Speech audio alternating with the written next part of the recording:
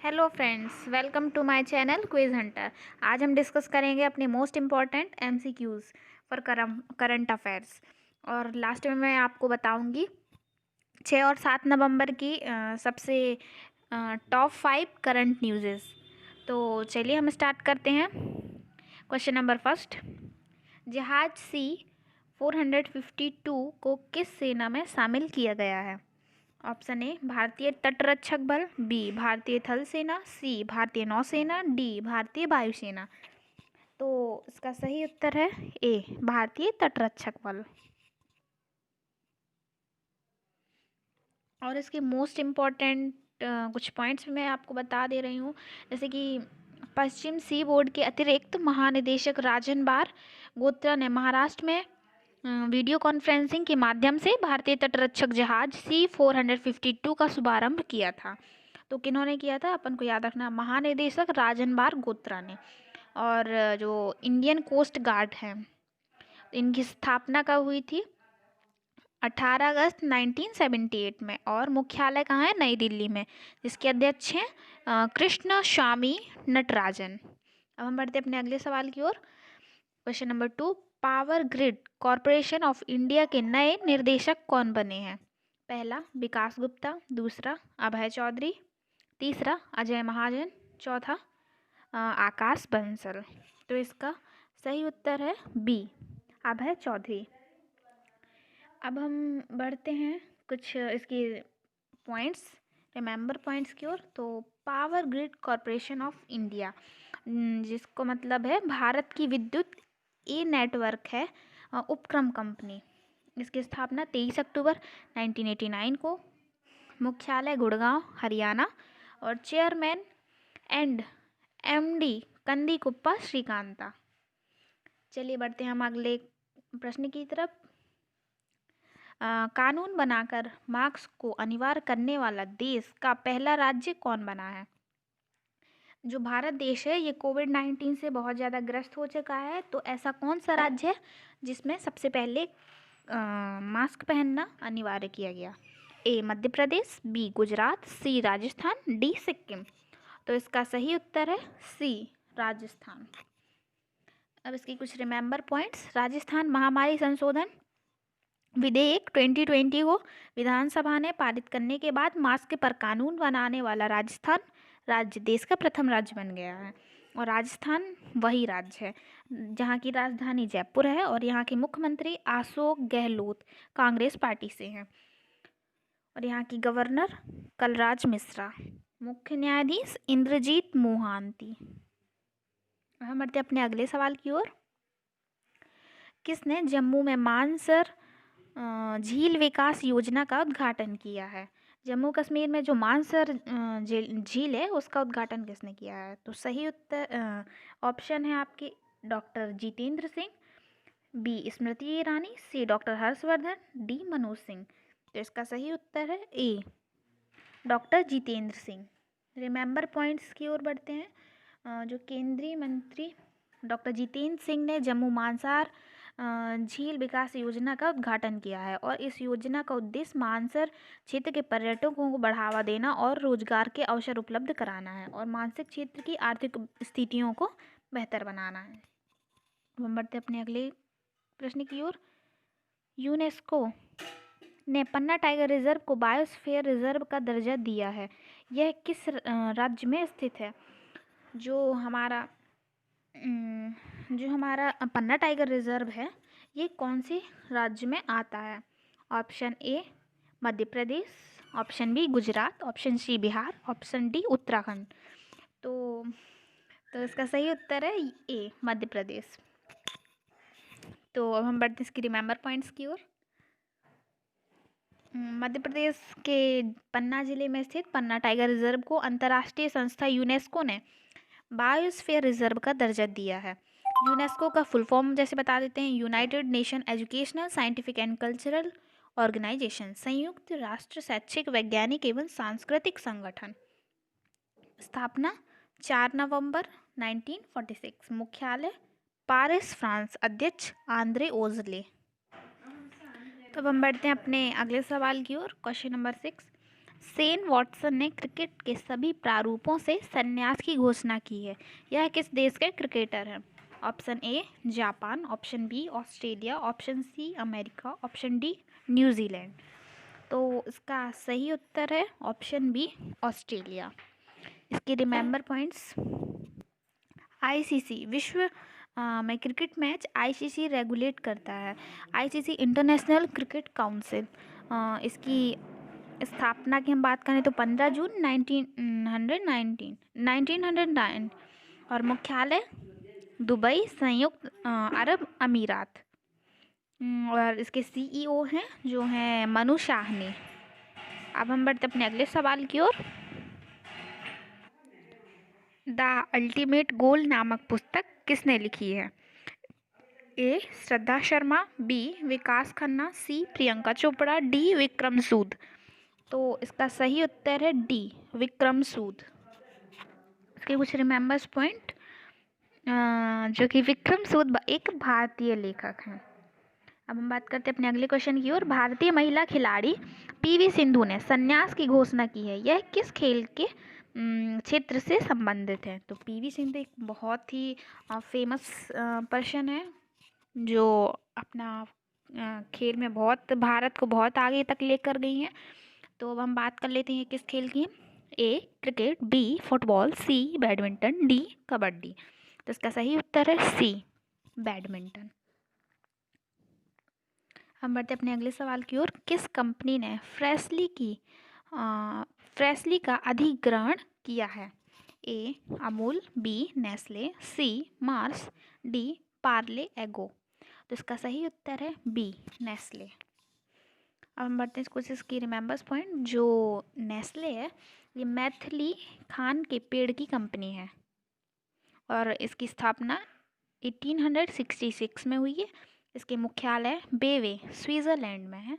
इसके संस्थापक Henry Nestle हैं, इसलिए इन्हीं के नाम पर इसकी कंपनी का नाम नेस्ले पड़ा था। तो हम बढ़ते अपने अगले क्वेश्चन की ओर जो कि है 10वां। पत्रकारों के खिलाफ अपराधों के लिए अंतर्राष्ट्रीय दिवस कब मनाया जाता है? ए 31 अक्टूबर, बी 1 नवंबर, सी 2 नवंबर, डी 3 नवंबर। इसका सही उत्तर है सी 2 नवंबर के दिन हम अपराधियों के लिए अंतर्राष्ट्रीय दिवस मनाते हैं। तो अब हम बढ़ते हैं अपने अगले क्वेश्चन की तरफ जो कि 11वां है। रमेश लक्ष्मी नारायण को किस बैंक के अगले मुख्य सूचना अधिकारी के रूप में नियुक्त किया गया है? A HDFC bank, B ICICI bank, C yes bank, D PNB। तो इसका सही उत्तर है HDFC बैंक के लिए लक्ष्मी नारायण को मुख्य सूचना अधिकारी के रूप में नियुक्त किया है। और इसके कुछ रिलेटेड पॉइंट्स हम बता सकते हैं आपको, जैसे इसके जो तत्कालीन CIO हैं वो मुनीश मित्तल हैं के इस्तीफे के लगभग 4 महीने बाद ही ये नियुक्त हुए थे। जो इनकी मतलब एजेंसी है वो क्रिशिल से संबंधित है जहां वे मुख्य प्रौद्योगिकी और सूचना अधिकारी के रूप में सेवारत हैं। और उनके पास जो Kotak Mahindra bank, city bank और ABN एमरो बैंक के भी अनुभवी हैं। अब हम बढ़ते हैं अपने अगले क्वेश्चन की तरफ जो है क्वेश्चन नंबर 12वां। ICICI बैंक के नए की जगह ने किस नाम से व्यापार बैंकिंग प्रोग्राम लॉन्च किया है? Option A ICICI bank mini, option B ICICI bank mine, option C ICICI bank Seva, option D ICICI bank बाजार।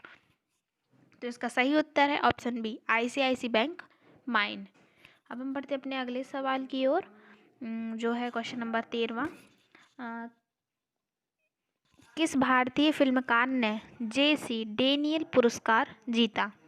Option A Rohit Shetty, option B Salman Khan, option C Hariharan, option D Vikram Rathore. तो इसका सही उत्तर है ऑप्शन सी हरिहरन। अब हम बढ़ते अपने अगले सवाल की ओर क्वेश्चन नंबर 14वां। भारत में 100% इनकम टैक्स में छूट पाने वाली पहली कंपनी कौन सी बनी है? ऑप्शन ए मिकरेडवुड, ऑप्शन बी मिकवुड, ऑप्शन सी सर्ब, ऑप्शन डी टाटा गोल्ड। तो इसका सही उत्तर है ऑप्शन ए मिक रेडवुड। और इसके कुछ इम्पॉर्टेंट पॉइंट्स मैं आपको बता दे रही हूँ।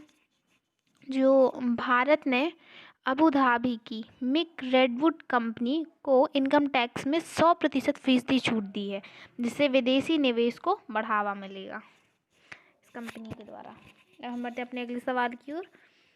क्वेश्चन नंबर 15वां, तंजानिया देश के नए राष्ट्रपति कौन हैं? तो option A John Roma Magufuli, option B John Pombe Magufuli, option C John Johar, option D John विदार।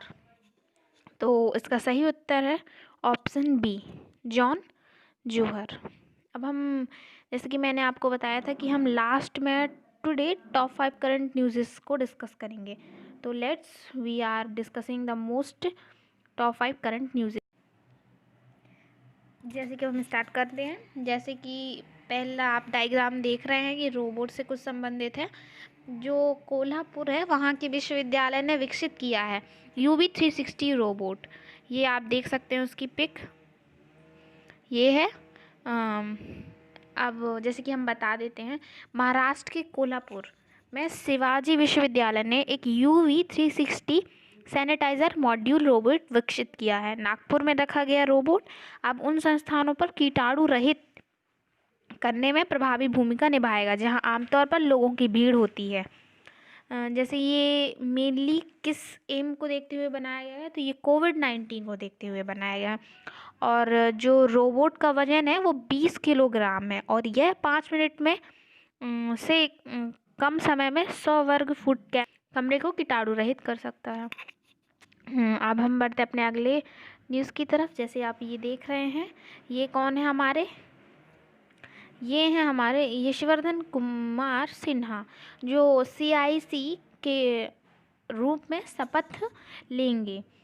YK Sinha, सूचना आयुक्त यशवर्धन कुमार सिन्हा को 7 नवंबर को मुख्य सूचना आयुक्त CIC के रूप में शपथ दिलाई जाएगी। मतलब आज के दिन उन्होंने शपथ ली है।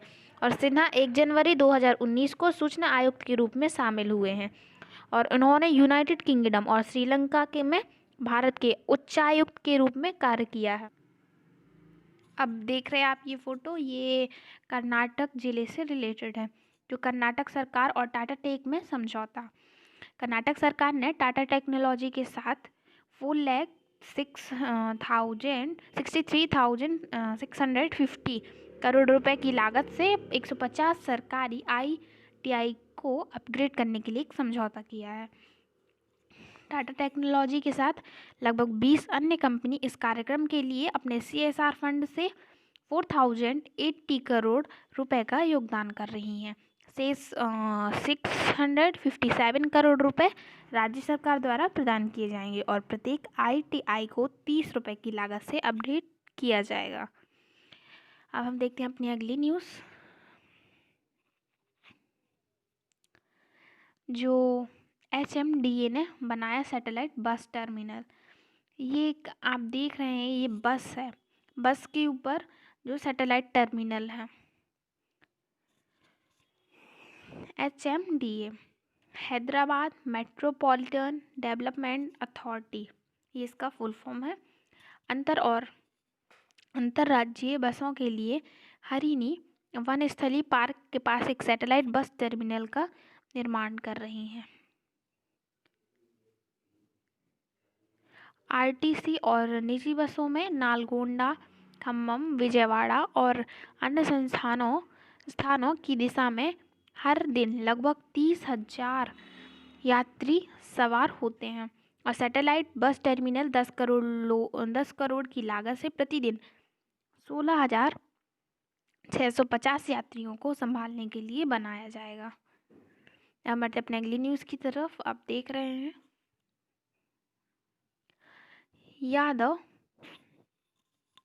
सूर्य कुमार यादव 2000 IPL रन बनाने वाले पहले अनकैप्ड खिलाड़ी हैं। इन्होंने बिना अनकैप्ड करके ही गेम स्टार्ट किया था और ये अनकैप्ड खिलाड़ी के नाम से जाने जाते हैं। जो सूर्य कुमार यादव हैं, उन्होंने 100 IPL मैचों में हिस्सा लेने के लिए पहले खिलाड़ी बने और अंतर्राष्ट्रीय स्तर पर पदार्पण से पहले लीग में 2000 रन बनाए। और एमआई के क्वालीफायर पहले मैच बनाम डीसी के दौरान सूर्यकुमार यादव ने 2 अद्वितीय स्थान हासिल किए। एमआई के बल्लेबाज अंतर्राष्ट्रीय क्रिकेट में पदार्पण किए बिना 100 आईपीएल मैच खेलने वाले पहले खिलाड़ी बने और सूर्यकुमार 450 रन बनाने वाले 8 खिलाड़ियों में से एक हैं। Thank you for watching this video, and for more updates please subscribe and press the bell icon. Thank you very much.